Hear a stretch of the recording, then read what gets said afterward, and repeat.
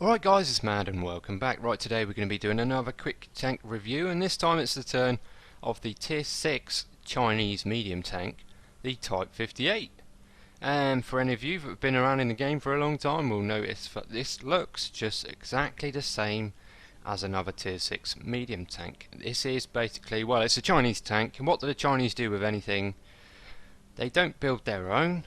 They just copy somebody else's. So this is all, for all intents and purposes, is just a T-34-85. Although some parts about this tank are better than the T-34-85, and some parts of the T-34-85 are better than this tank. So we're just going to talk through it, and then you'll be able to decide, if you've not been up these lines already, which one will suit you better. Right, so Tier 6 medium. Don't normally look at armour on these lower down tanks, but we will today, because it does come into play with this tank if you want to play it properly and do as much damage as you can. Right, so the front plate is 45mm.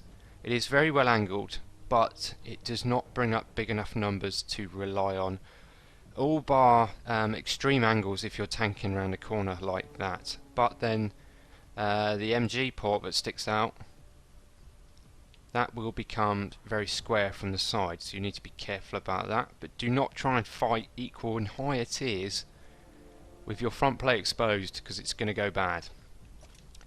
Right, side armour is also 45 and the back is 40. So this side armour, 45mm at tier 6, that is enough to side scrape against lower tier tanks and some equal tier tanks if you know your penetration values well enough.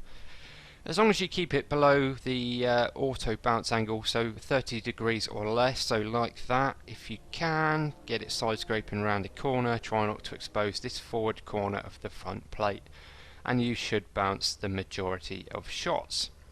So back end of this is 40mm, it's only 5mm less than the front, and a kind of equal angle as well, so you will bounce a few lucky shots off the back end of this. But what that also means is, if you get caught out in a tricky situation, you can reverse side scrape this tank, and it does work very, very well, and I will even show you a short clip of it working.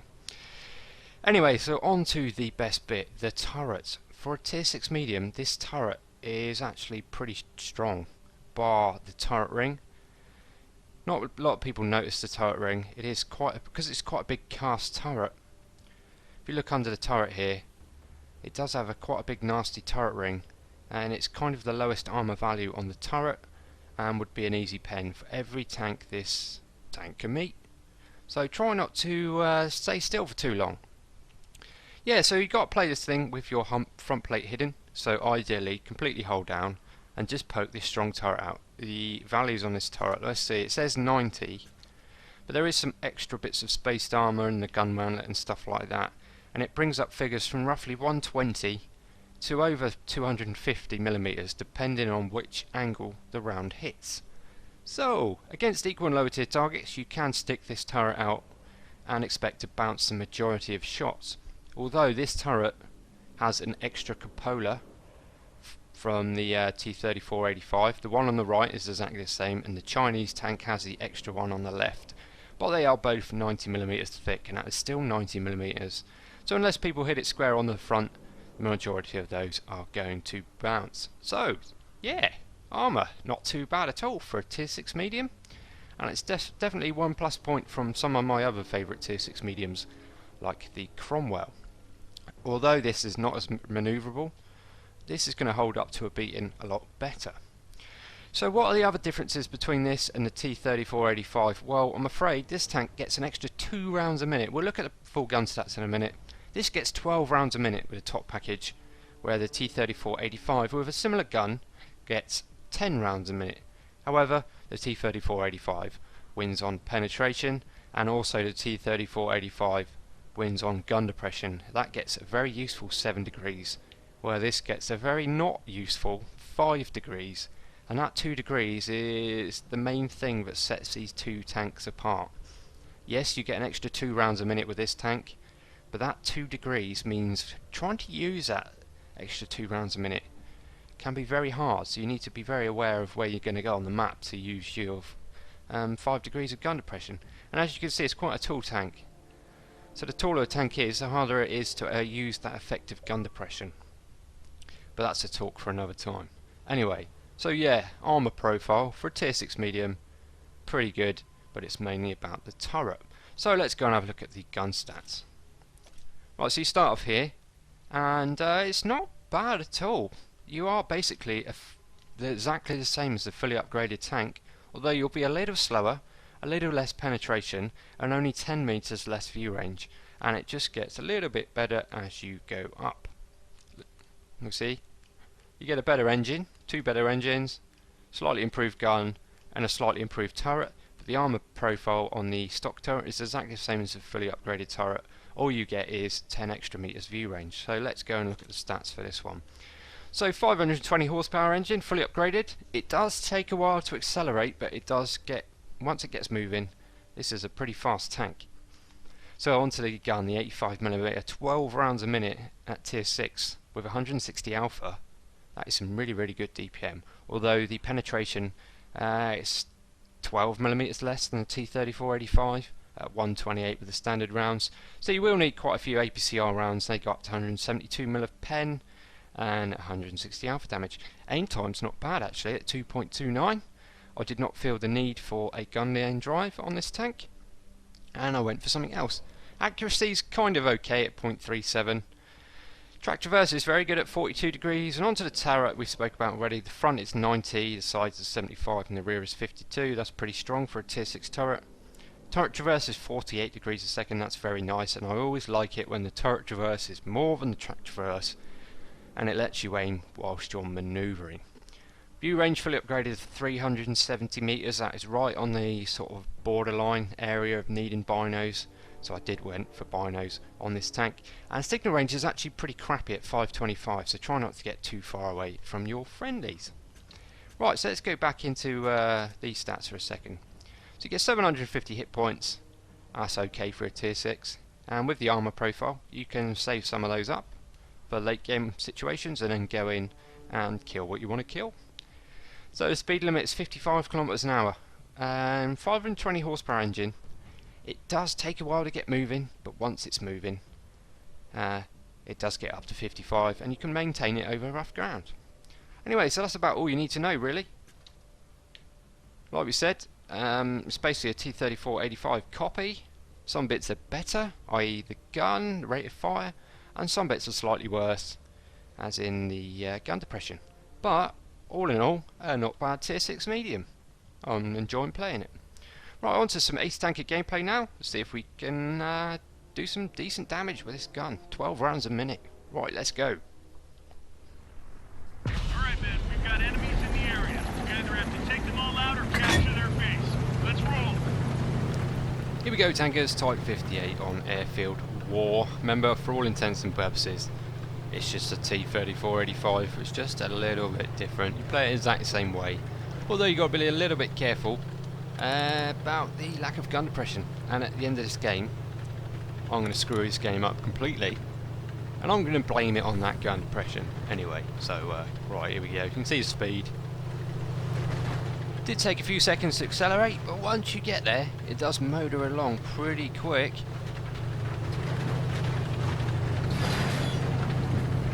And it's going to see me getting into the spot I want to get into without even getting spotted, which is good.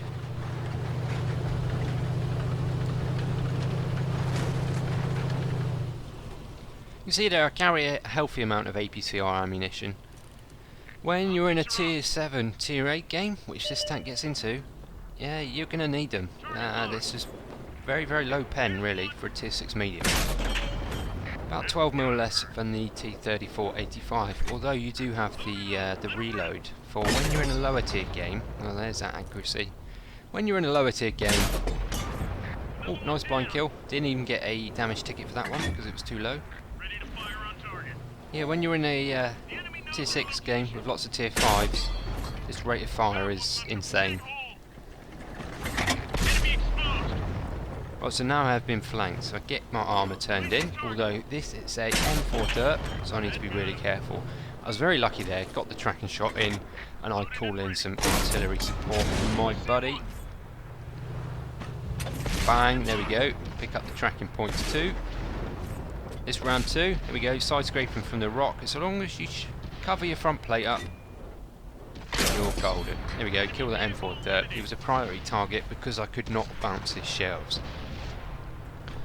So now, time to go and pick on that ram. So I drive at him at an angle and we bounce some more shots. Just trying to move backwards and forwards, try and not take any damage, and there we go, pick up kill number 3, still taking no damage. Hopefully this will be number 4.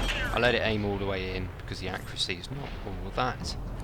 So the start of the game's going really well. Both teams have killed 5 tanks, and I've got 4 of the kills, and hopefully it'll be 5 now. Come on, come on.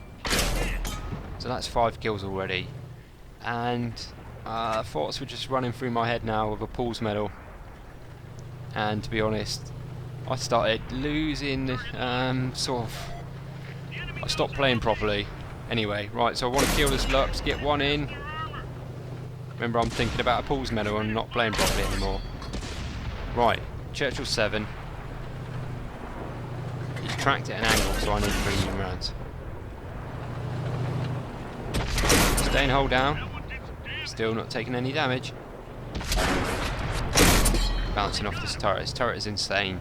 For a tier 6 medium, it is great, but that is the limit of my gun depression. If this slope was a slightly bit steeper, I would not be able to shoot this guy. Right, so there's a top gun. And there's still 7 enemies left. Oh no, that's a KV-85. There we go, third of my hit points gone with 1 shot.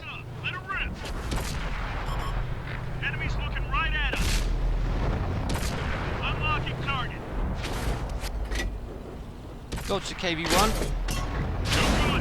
Oh, he finally tags us there. Lose a little bit more health.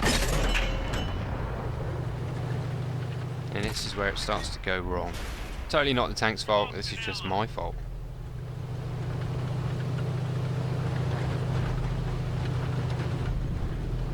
Ready to fire on target.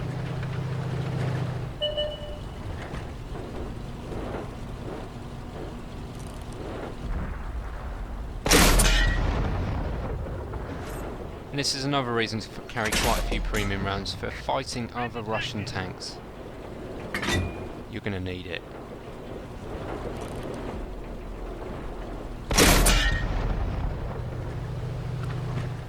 Target locked.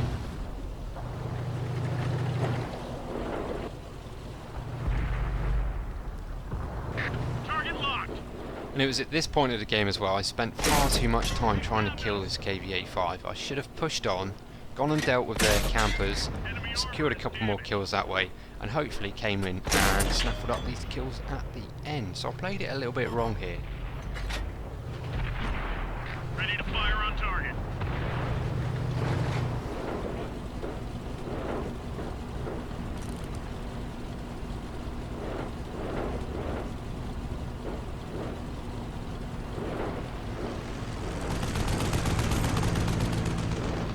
Though I am picking up some assist points here, I'm literally wasting time. Oh, another bounce, that would have been a nice kill. Ah, he's down, so there's only 2 enemies left now.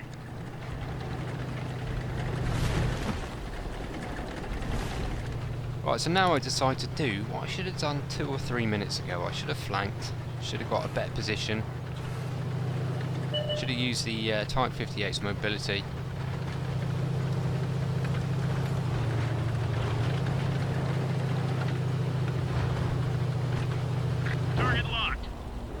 So now a Dickomax. I'll probably take 1 hit off this guy, if I'm lucky. Nice shot. And this is where that rate of fire comes in handy. Bang, blind kill for the 7th kill. So there's the Radleys on the table. The enemy knows our location. Punched a hole in their armor. Oh, come on, come on, come on. Oh, he's just snuck behind the rock.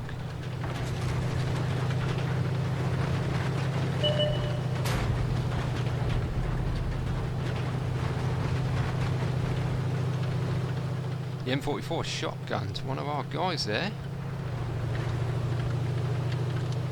He's Radleys obviously not going to go down without a fight. As long as I can sneak up behind him, should be an easy Radleys.